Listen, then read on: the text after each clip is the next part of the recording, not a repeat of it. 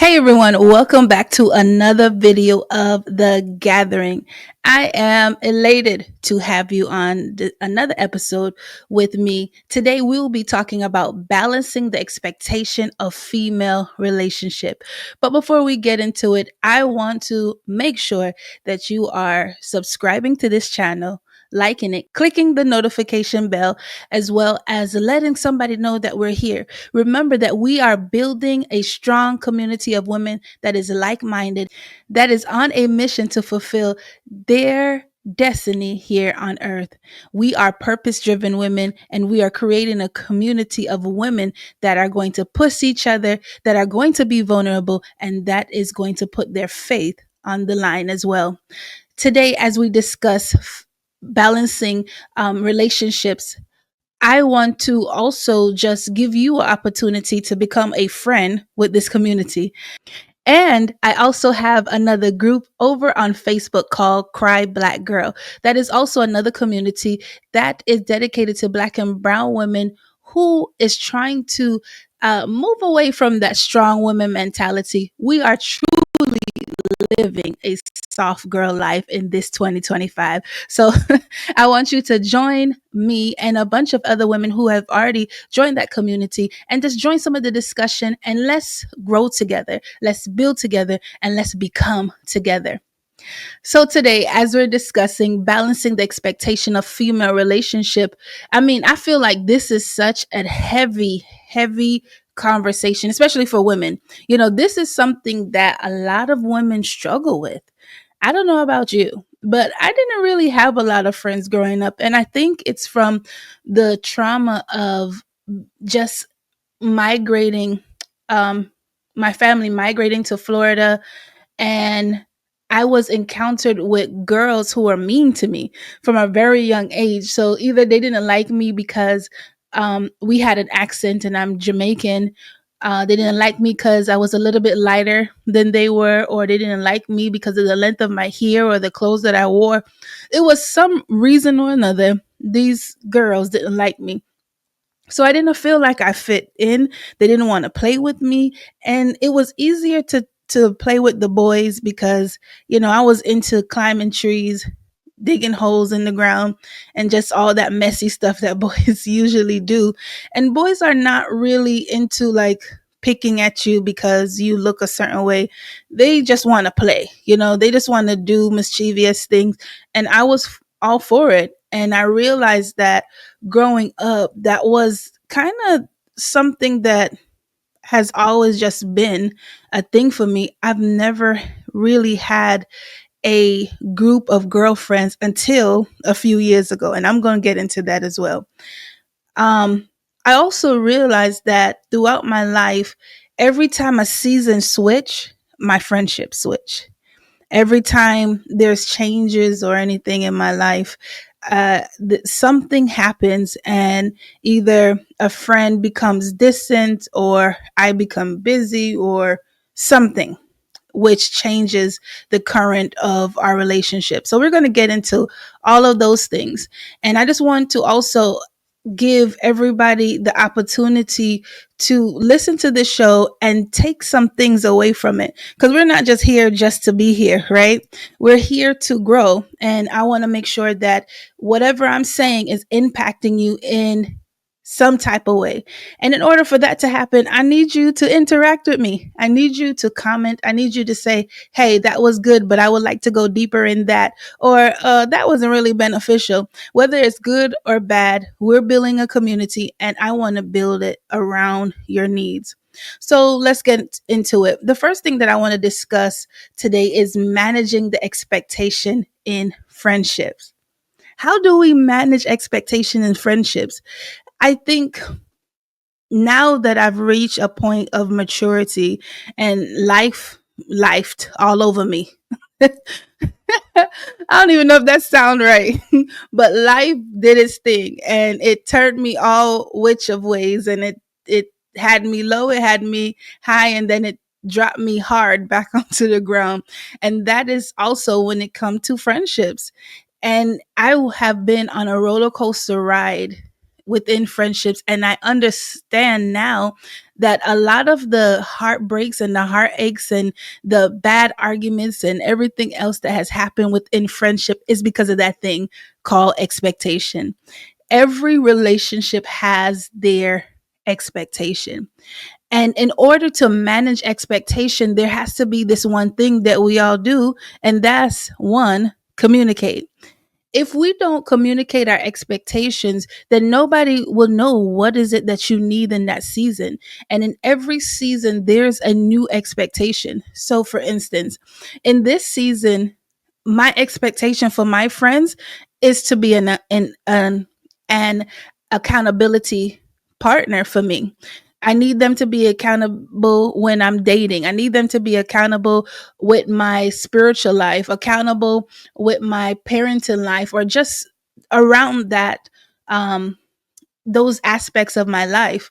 Do I really need friends to hang out and chill with? Or, we could just do spontaneous things in this season of my life? Not really, because right now I think I'm so busy and I'm trying to create a life for myself and a life for my children and a life for even my husband to come, because in this season I'm single. Okay. And I'm single until somebody put a ring in it. I don't care if you want to say that I've dated her or I'm dating her or whatever, but I'm single. So because I'm single, it also gives me a lot of free time, and my children are a lot older, so I don't have to, I'm not really in that rearing of children stage. Everybody is for the most part independent, and I'm just managing. I'm just their manager at this moment, and it's making sure that they're not doing ridiculous things, but they're basically their own people, and they are able to maintain most of their day without needing their mother. So I have a lot of free time. And in that free time, I'm working on something, or I'm just taking my little mental woosahs, right? So, last season I may have needed the friends to gather around me, the friends to go out with, because I was also in a season of separation and divorce with my husband. And that's not what I need. So I know my expectation right now in this season. But here's the flip side of it. To my friend, they might be in a season that's opposite from me, and they might need something else. Maybe they're in a season where they need me to hang out with them, or they need me to do whatever it is, but I will not be able to know those expectations unless they verbalize it for me, verbalize it to me. And once they verbalize it, then we could come to some kind of agreement. So maybe my friend will be like, okay, I know that you're doing this, that, and the third. So I need you to call me at least twice a week, or I need you to check in on me, or, you know, I need to be able to tell my friend that if I'm not calling you all the time, it doesn't mean that I'm not your friend. It just means that you may need to call me and give me a cue to be like, Tanisha, put down whatever you're doing and pay attention to whoever is calling, or that friend. And that's what managing expectation looks like. So you remember what I said? One, you have to communicate, because nobody reads minds. Nobody knows what's going on in your little brain. And if we mature to a place where whatever's in our mind, whether it's crazy or not, because sometimes some crazy things pop in my mind and I will just say it to avoid it to sit there and plant evil seeds against my friend, and they don't even know. So let's check our expectation, and you as an individual need to know what your expectation is as well, because we're not into guessing games in 2025. Remember, we into the soft girl era, so we're not into the going back and forth. We're into flourishing as beautiful women who is chasing their purpose. So that's number one, managing expectation in your friendship. Here's number two, understanding seasons and shifts in each relationship. That's I think is going to take wisdom and discernment to know what season you're in and when shifts are taking place. We have to pray for the spirit of Issachar. The spirit of Issachar is just the children of Issachar knew the seasons and the time. They knew when there was shifts, and they knew when there was changes in the season. And because they knew that, they knew the timing of the Lord. And once we know the timing of the Lord, we would know how to gauge and engage relationships. I just not long ago, well, maybe actually it is probably long ago, because I lost a really close friend dear to my heart 3 years ago. And I subsequently lost her right as I was the judge signed my divorce decree. So the judge signed my divorce decree, and I lost my, not only my marriage, I lost my best friend. And I realized that losing her hurt worse than losing my husband. Now that probably sounds so weird, but let me just explain this. When you have a best friend, especially somebody that has been with you through the ups and downs of life and walked with you from for a long period of time, you share intimate moments that you may never share with your significant other, because that woman is a woman and understand women things. You open up and you relate to that woman in a way that you can't relate to your husband, because he don't know what we go through emotionally and physically as a woman. So there's a bonding and there's a connecting. We don't just have ties, or what we call soul ties, with people that we sleep with. We also have soul ties with our friendship, because our soul knit together. There's an agreement that we have to even call each other best friends or good friends or whatever. There's a knitting of hearts that begin to mend the relationship together. And what I realized after years of, or not even years, just finally coming to an understanding of that's life, people come and people go, as hard as it is, and just moving on.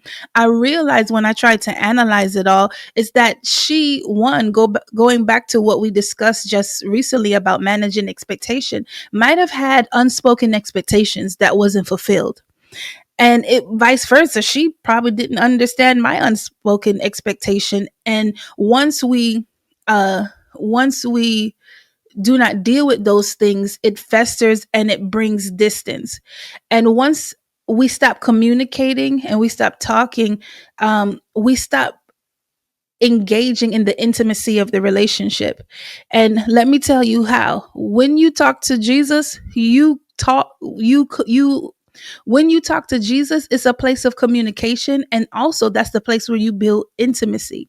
You don't have to have intimacy with somebody that you sleep with, but somebody that you're talking to constantly, for hours, day in and day out. You're building intimacy with that person. And when you withhold a part of communication from them, you are withholding intimacy. And so, what happened over time, just like your significant other or your husband, your spouse, if you guys neglect that sexual part of your relationship, that intimacy part of your relationship, it end up bringing distance and separation in the relationship. And it's the same thing with friendship. Once communication is withheld, then there's this separation. And by the time you realize, you don't even know what went wrong. And so seasons change, and seasons shift, and sometimes seasons shift and the friend that was supposed to shift with you do not shift because they didn't fulfill that first thing, expectation. And I know I'm kind of backtracking, but it's for a purpose. And then there's this other part of it, is that sometimes friends don't need to go with you in certain seasons. And if we are able to communicate, if we're able to um, just be able to relate to each other in a certain manner as friends, then when seasons shift and when seasons change, then there won't be that sourness of separation in that friendship. I have a best friend that we have been I have a best friend that we have been friends since high school. I barely speak to her. right? Y'all may think that's crazy that I'm calling her my best friend, but there's an understanding. She's married with children. I was married with children. We both were busy. We both were doing parenting things. And I love that. I love that girl so much. And she loves me too. But we do not talk on the phone very often. But she understands that that's my girl. And if anything happened, she's going to call me. And if anything happened to me, she's going to know. She's going to get a phone call. And there's no riff, there's no anger between us, there's no we're not sensitive in just the fact that we're not talking like we used to do when we're kids. That is the height of maturity in a relationship, that if you know that the season doesn't call for us to be in each other's face every day, to be on the phone every day, because maybe in that season, you being on the phone to me, like this season now, you be on the phone with me can be a distraction to whatever I need to do to fulfill destiny in that season. Um, Let me tell you a funny joke. There was a mutual associate, I would say, that said to my best friend, she was like, "Did you know that Tanisha is doing so and so?" And my best friend was like, "No, I didn't know that." And she was like, "Well, I thought you guys were best friends." And she was like, "That doesn't mean that we're not best friends. She just didn't tell me that." And so she ended up calling me and telling me what the girl said. And I was like, "Girl, don't let anybody mess with your mind. You know what it is on this side." And that's how it has to be sometimes. You just have to know what it is. And I think as women, we have to be mature in our relationship, that some seasons we don't need to be on each other's hip. In Jamaica, we call it bench and butty. Your butt don't always need to be sitting on her bench, because there's growth, there's movement. And if you're seeing that season after season, it's still the same thing, then you know that you're in a friendship that is stagnant and is going nowhere. And I'm telling you, you're not going to fulfill purpose. It Even though change and shifting may be difficult at times, change and shifting is also a sign of growth. You're not gonna you're not fitting the same clothes that you did when you were 8 years old, or maybe even 18, because you're grown, you're shifting, you're developing, you're changing.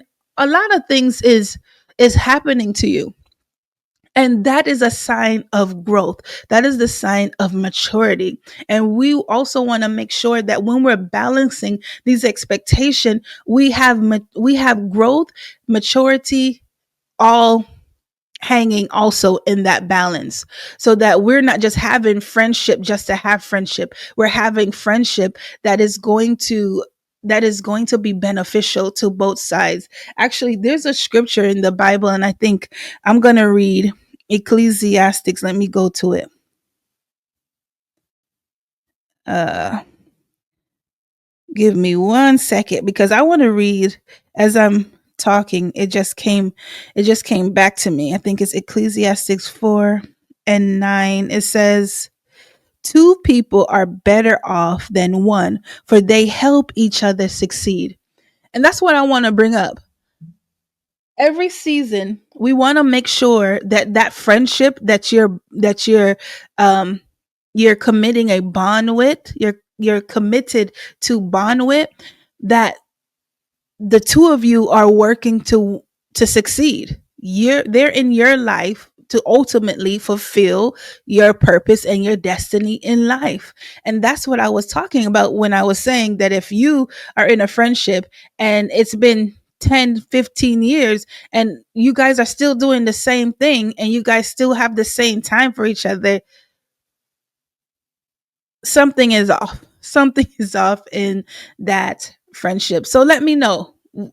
Do you have friends that you've been friends with for 10, 15 years and you guys are still as doing the same thing? I'm not talking about closeness, but I'm just talking about like hanging out the same, on the phone the same.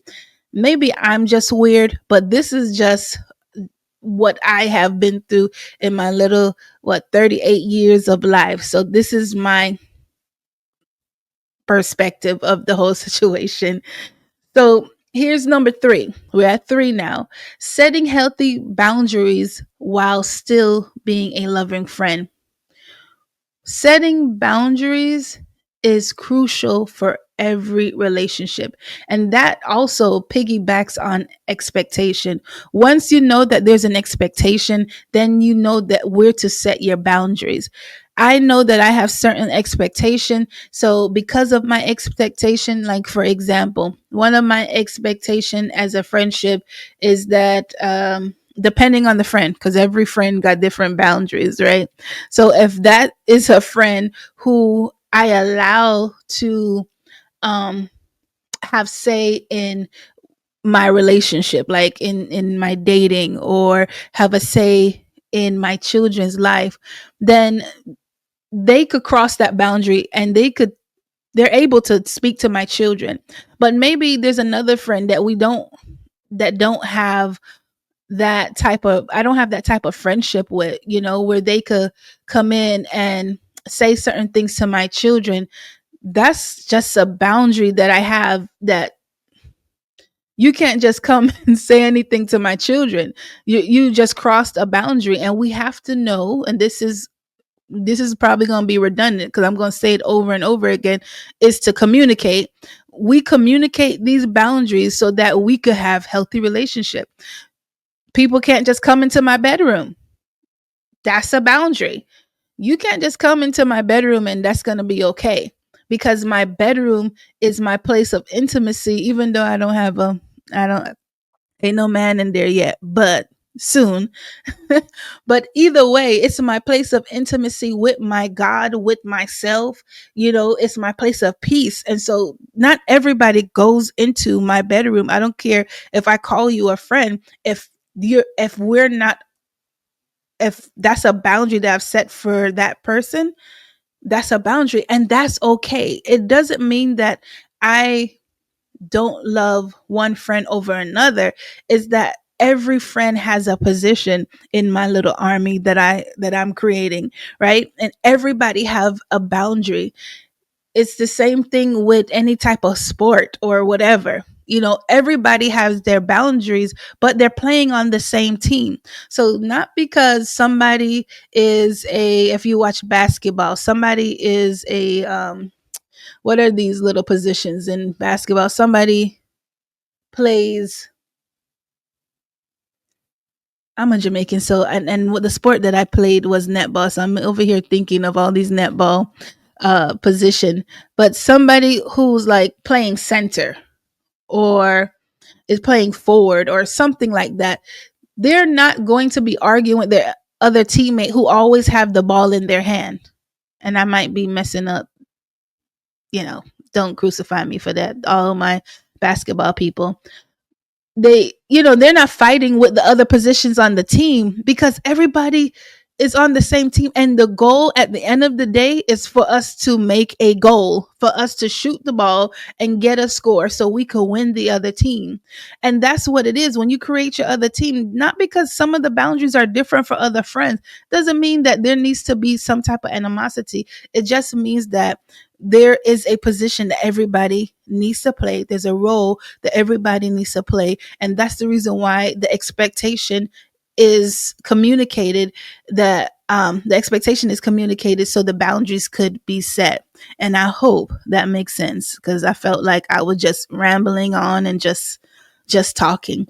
Anyways, and we could all do that as loving friends. That's the key to it all. Our key is to do all things in love. When we communicate, we do it in love. When we have disagreements, we do it in love. And we may still have disagreements, but our disagreements is supposed to resort to some type of conclusion that makes our friendship stronger. Arguments should not lead to separation. That means that we were never friends in the first place. But argument leads to understanding and strengthening. We may have some cuts and bruises out of this relationship, but it's a sign that we were able to weather the seasons. We were able to weather the times. We were able to sustain something that is going towards a goal. And that's what we need to do. Sustain relationship to go towards a goal. I don't know about you guys, but there was a time where I had, because I've always had issues with women, I felt like I don't really want a new friend. I don't want any friends, but I've realized that when you are in a community of like-minded women and a community of women that is is pushing you and is motivating you and is there for you, the dopamine and the high is on another level. The happiness and the camaraderie and everything else that you receive out of that relationship or that group, everything that you get from that group, you realize that you're going to be moving faster. Your momentum is going to be faster because you have a backing of a community that you know that will push you and also nurture you at the same time. And this is why we're having this show. I'm ready to have a community of women that is ready to push and nurture at the same time. And this is the reason why we have the gathering. So if you are not friends with the gathering, make sure you're hitting that subscription button and the notification bell so that you will know when every video drop, so we could continue to grow our friendship. So let's hit up the last one. So the last one is healing from friendship wounds and disappointment, which is crazy because this is something that I just had to come to a resolve maybe a year or so ago, is not to use the past hurt and the past wound to create a path to my future.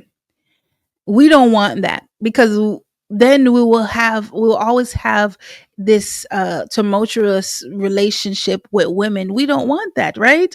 We want to ensure that health is what's carving a path to our future and not the wounds of the past. We want to make sure that we're building and choosing friends according to what we've learned from the past. And even though it's so easy to just say, you know what, I'll just need to be by myself and whoever's in this little circle is going to stay in the circle. And I see all the memes and all the little quotes that says my circle is as small as a dot, or my circle is this, or my circle is that. Come on, that is, all of those sayings are coming from hurt women, women that has not healed from past wounds and disappointment. And in order to be walking in that soft girl era, that means that we have to heal so that there's no part of our life that's hardened.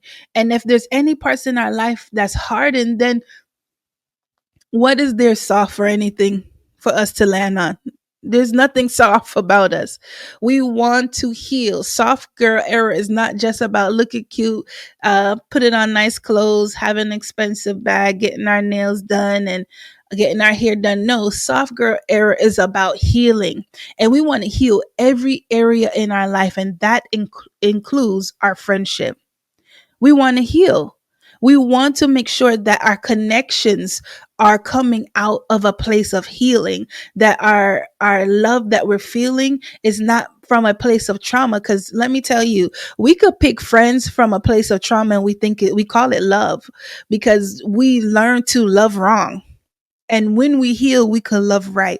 And when we heal, then, you know, earlier we were talking about the spirit of Issachar, those who know the seasons and time, then it won't be blurred anymore. We'll have clear vision. We'll have clear understanding. Our discernment won't be intertwined with pain and hurt and suffering. It won't have a mixture in it, but it will be something that will carry us to purpose. We will be able to see clearly. We'll be able to choose clearly. We will be able to make decision clearly. That also means that we won't kick friends out of seasons either because we're being emotional, right? That also means that we could get into an argument or a disagreement or whatever, a tit for tat thing with our friend. And because we're clear, we're healed, we'll be able to recognize it. We'll be able to recognize when, okay, you're being petty, or okay, you need to put ego and pride aside and listen. and also be able to receive when they're trying to tell you something that they need. Because that's another thing, we sometimes we're so wounded that we want to express our pain but don't want to allow anybody to express their pain because we're being selfish as friends. So I feel like I said a lot. And I hope that everything that I've said helps you. Proverbs 17:7 says, "A friend is always loyal." And loyalty look different for each and every one of us. And this is the reason why we need to sit down tonight or sit down tomorrow or this weekend or whenever you have time and really look over our life to see what where are the areas that we need to work on so that loyalty will be a clear definition for us, and that loyalty won't be skewed by pain and wound. That loyalty will just be just that. And it will be a form of healthy loyalty. It won't be this, oh, you got to ride and die for me. Even if I'm putting you in danger, you still need to ride and die. No, we will have a heal version of what loyalty look like. And so we will give loyalty as a healed person, and we will expect loyalty in a healed way. Did that make sense? I don't know, but let me know in the comment section. I pray that this video helped you in some form or manner. Again, we are looking to build and we are looking to grow. The analytics says that 57 people watch the show but does not subscribe. Are you trying to be a bad friend? I hope you're not trying to be a bad friend. I want you to become besties with the gathering so that we could create a wholesome community of women that are healing, women that are pursuing God, women that is on fire for God, women that is pursuing purpose and is walking in the calling that God has given them. I am so glad to be with you in this episode, and I can't wait to be with you next time that you see me. Again, I'll be uploading a little bit more often, and I hope that your notification bell is clicked so that you can see every time that a video is uploaded.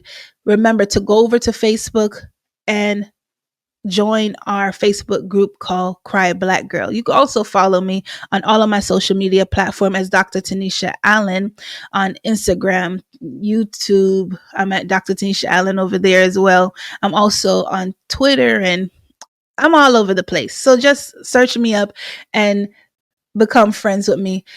I am looking to find out if we're able to actually have a real gathering, and let me know if you'll be interested in doing that wherever it is in the country. I'm in South Florida, but I wouldn't mind if somebody's willing to partner with me to do the gathering somewhere in another state. Or maybe we could do a destiny gathering or something. That would be cool. Or maybe we could all meet on a cruise. I don't know. You guys let me know. But whatever it is, I'm sure that God will allow us to create something beautiful out of it. Anyways, know that Dr. T love you. Bye bye now.